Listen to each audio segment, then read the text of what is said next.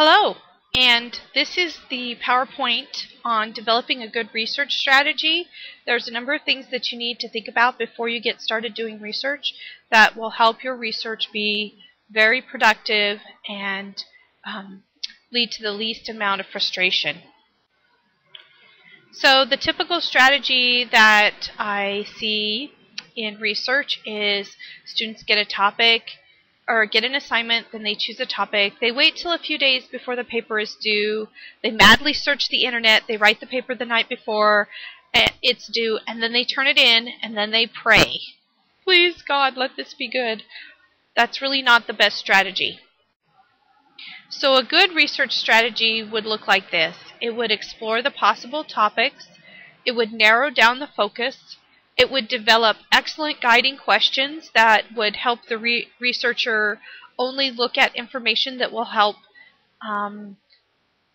move the project forward. They will perform focused, balanced research using both the internet and the library. They would organize their materials and make a plan. They would begin the paper at least 3 weeks before it's due.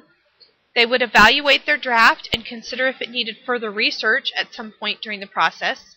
They would share their draft with others, and then they would confidently hand in their research paper. That's the kind of process that we're going to use in this class. One of the first things that we need to talk about is Google. Google versus the library. One of the things that's profound to me is how we've all become researchers. Google has brought research into everyone's home, and almost every question from which recipe should I use to cook dinner tonight to how do I get a loan for my house can be answered through Google and other common search engines. But they're kind of like the Big Mac. They're fat with empty calories and bloat. They're not the kind of thing that's going to give you excellent, focused research. A research study set up the following scenario. They chose 4 topics and searched them both in the library and Google. They found 723 documents, 237 from Google and 163 from the library. But the ones in the library were of higher quality, more up-to-date, more balanced, and more accurate. So I would a lot rather have a small number of articles to look through of high quality than a metric ton of stuff that is of low quality and having to dig through that low quality. Quality research is about focus, and the less you have to do of it with better quality, the more successful you're going to be.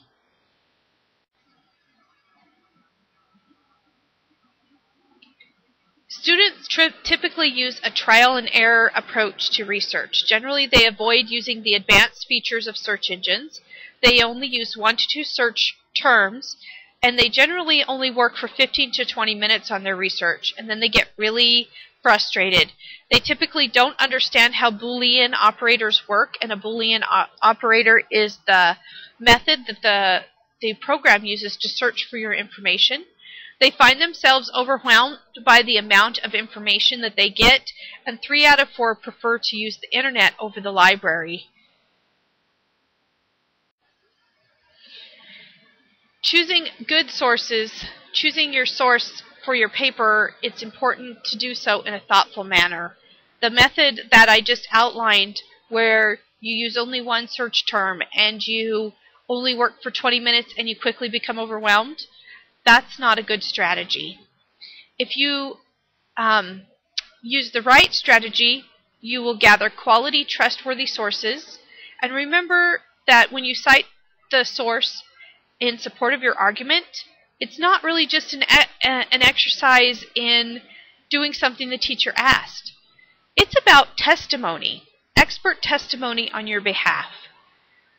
Do you want to have someone stand up and say, this person is reliable or this information is solid, if you don't really know who they are or whether they're worth putting your trust in?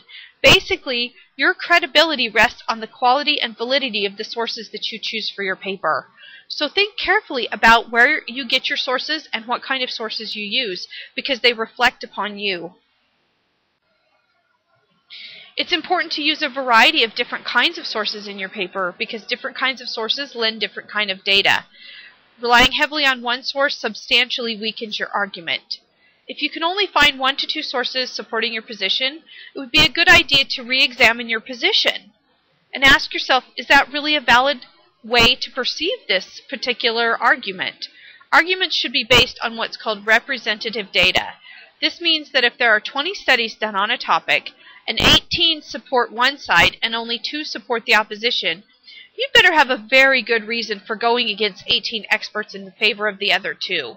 You'd better have some really good reasoning for that. A variety of sources also allows you to bring in different types of information.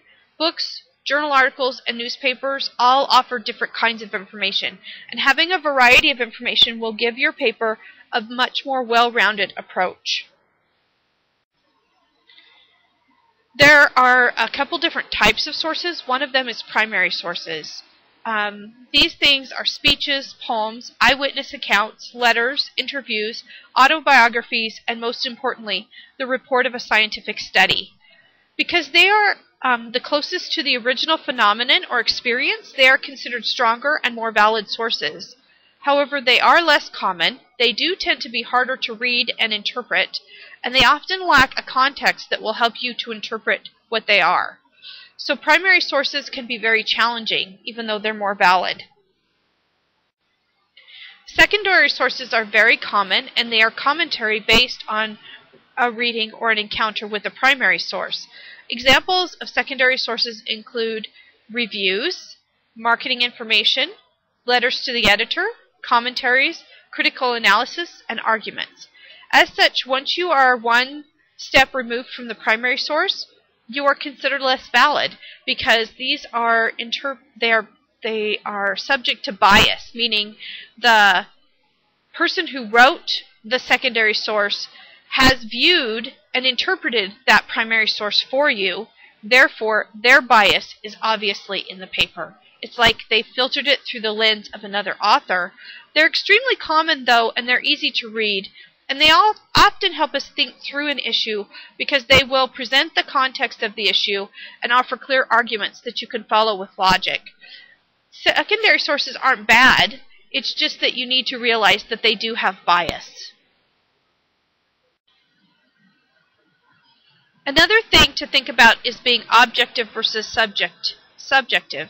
While it is true that true objectivity is difficult to achieve, we can easily perceive whether the authors are attempting to report the facts as they gather them systematically and attempting to minimize their own bias, or we can also easily perceive if the sources of the facts are solely to put forth the author's agenda. This is called cherry-picking facts, when you go and you look at all of the data and you only pick the facts that support your position. That's cherry-picking, and it is not acceptable. Good researchers never cherry-pick, and you should not use a source that uses this strategy.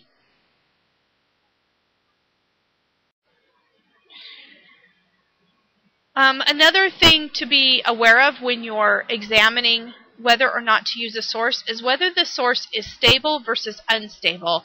In the digital world, there is quite a bit of instability about web sources. Information changes or simply disappears from the web. You should avoid sources that might change or be gone at the drop of a hat. Use web sources only if they can answer these questions. Has the site been around for a long time? Is it routinely updated? Are there print versions of this information available somewhere? And is the site associated with an organization that has an excellent reputation? Is the source considered by others in that discourse community to be a trusted site? A common example of a site that doesn't fit this criterion but people want to use all the time is Wikipedia, About.com, and other sites like these. These sites that are based on what's called wiki software are constantly changing. Wiki software literally allows anybody with any sort of agenda to modify that site at any time. So Wikipedia, and you can do your own little research about this. just type in Wikipedia trolls and see what you get. Wikipedia is subject to constant updating, and while that makes it, the idea behind it was that the information would be the most contemporary, the most the newest information on that topic. The problem is people go out specifically to mess with Wikipedia. You cannot trust any sites that are based on wiki software as a valid research source. So you are not allowed to use Wikipedia, about.com, or anything similar to that in your paper.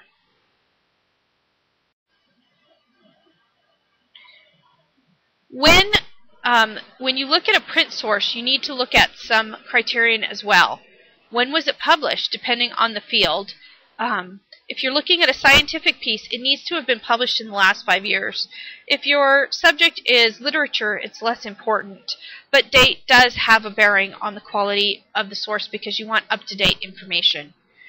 Journal articles are considered superior to magazine articles. So a journal is something that does not accept advertisements. If the thing in front of you accepts advertisements, it's less valid.